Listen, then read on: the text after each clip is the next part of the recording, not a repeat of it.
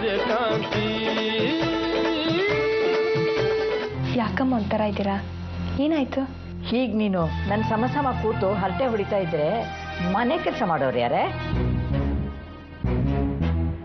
ಒಬ್ಬರ ಜೊತೆ ಮಾತಾಡುವಾಗ ಅವ್ರ ಅನುಭವ, ಅಂತಸ್ತು, ವಯಸ್ಸು ನೋಡ್ಕೊಂಡು ಮಾತಾಡಬೇಕು. ಅಷ್ಟು ಗೊತ್ತಾಗಲ್ಲ ನಿನಗೆ? ಚೀಚಿ, ಇಷ್ಟು ಹೇಳಿದ್ರು ಕೂತಿದೆಯಲ್ಲ, ನಾಚಿಕೆ ಇಲ್ಲದೆ.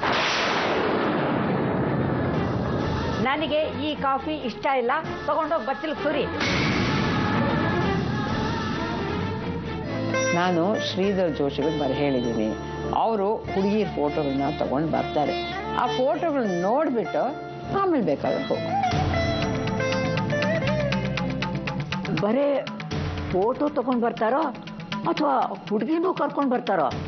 ಮೊದಲೇ ಹೇಳ್ಬಿಡಮ್ಮ, ಕನ್ಫ್ಯೂಸ್ ಮಾಡೋದು ಬೇಡ. ಕನ್ಫ್ಯೂಸ್ ಮಾಡಿದ್ದಲ್ಲ, ನೀನೇ ಕನ್ಫ್ಯೂಸ್ ಆಗ್ತೀಯ ಅಷ್ಟೇ. ಏನೋ ಒಂದು.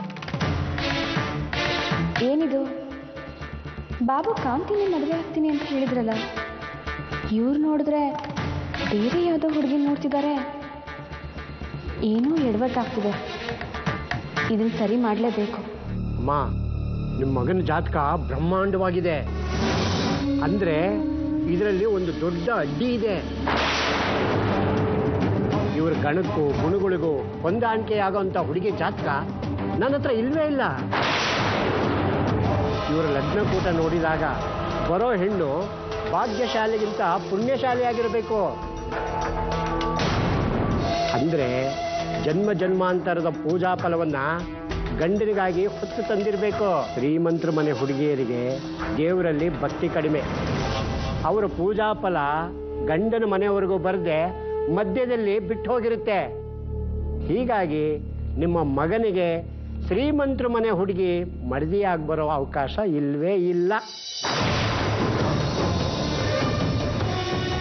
ಅಂದ್ರೆ ಇವರ ಗ್ರಹ ಬಲದ ಪ್ರಕಾರ ಇವ್ರಿಗೆ ಮದುವೆ ಆಗ್ಬರೋ ಹುಡುಗಿ ಬಡವ್ರ ಮನೆ ಹುಡುಗಿನೇ ಆಗಿರ್ಬೇಕು.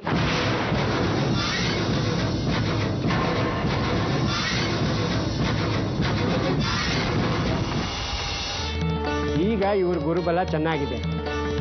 ಈ ಜಾತಕಕ್ಕೆ ಸರಿ ಹೊಂದೋ ಥರ ಬಡವ್ರ ಮನೆ ಹುಡುಗಿ ನೋಡಿದ್ರೆ ಇದೇ ತಿಂಗಳಲ್ಲೇ ಮದುವೆ ಆಗುತ್ತೆ.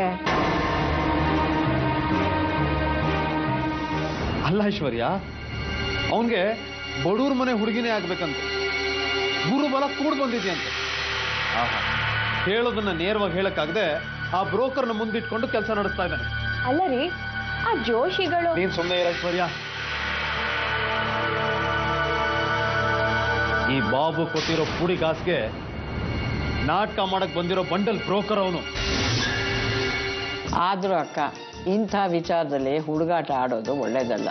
ಅವ್ರು ಹೇಳ್ದ ಹಾಗೆ ನಡ್ಕೊಳ್ಳೋದು ಒಂದೇ ನಮ್ಮ ಮುಂದೆ ಇರೋ ದಾರಿ.